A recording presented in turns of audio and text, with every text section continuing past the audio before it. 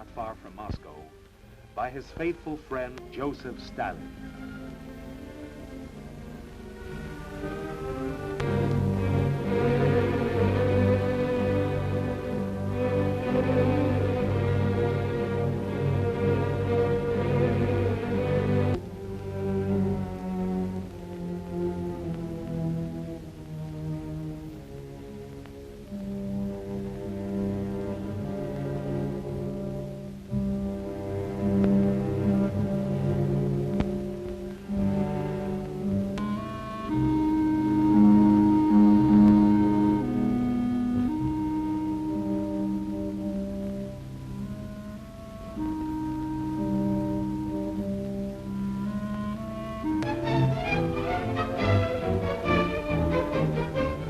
Lenin's behest has been carried out in life by the great Stalinist program of construction. These were the beginnings. People come to Moscow, to Stalin in the Kremlin, to share their joys with him and bring news of their achievements in creative labor. The fountainhead of the Soviet Union's might is the great friendship of the peoples inhabiting the country.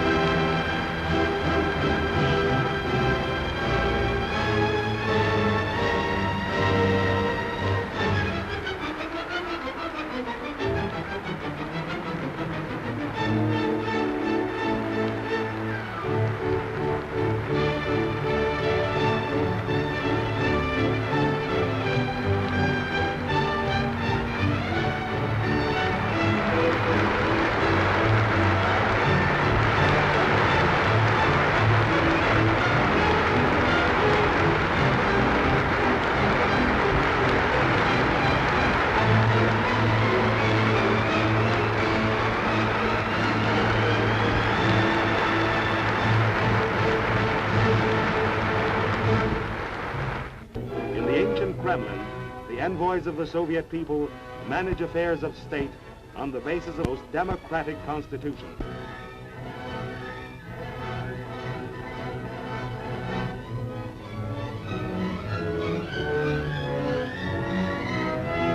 At the helm of the ship of state, at an election meeting in 1937, Stalin described what a deputy, servant of the people, must be like.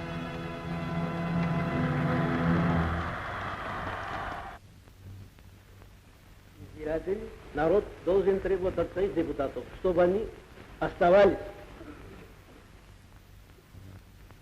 на высоте своих задач, чтобы они в своей работе не спускались до уровня политических обывателей, чтобы они оставались на посту политических деятелей ленинского типа.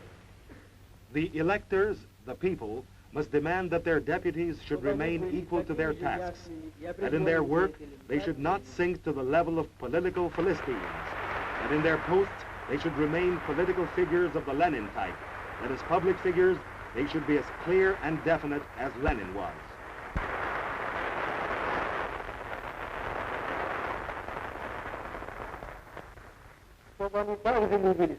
That they should love their people as Lenin did.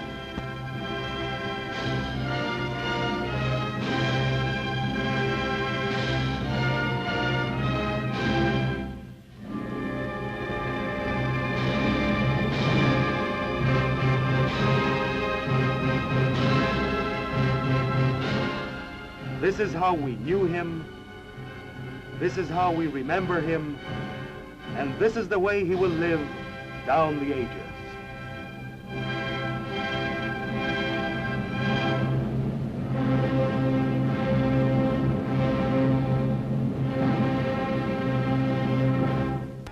In 1912, on instructions from Lenin and at Stalin's initiative, the Bolshevik workers' newspaper Pravda, which means truth, began to be published in St. Petersburg on a mass scale.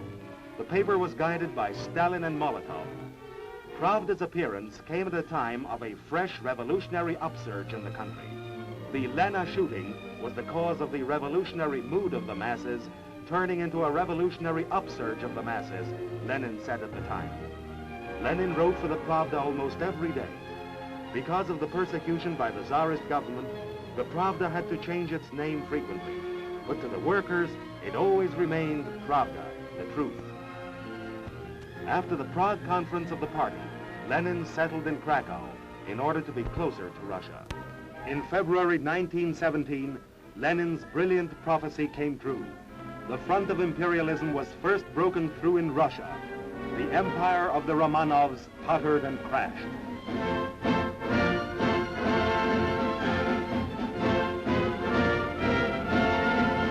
All of Russia was in a turmoil.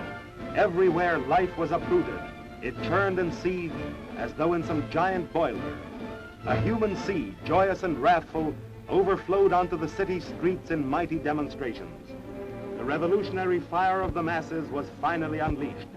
But Lenin warned that this was not yet the complete victory of the revolution.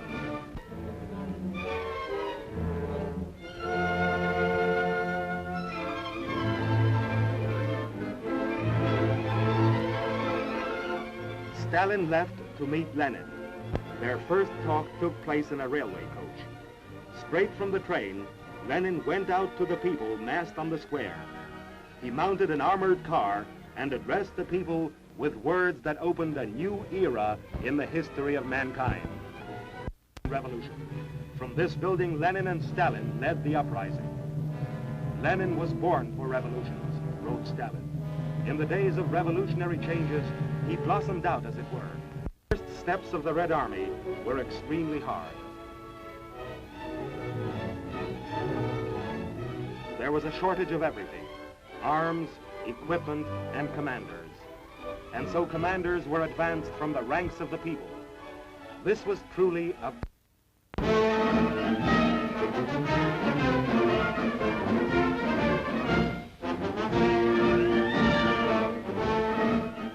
Those first modest holidays to which Lenin was a witness are unforgettable.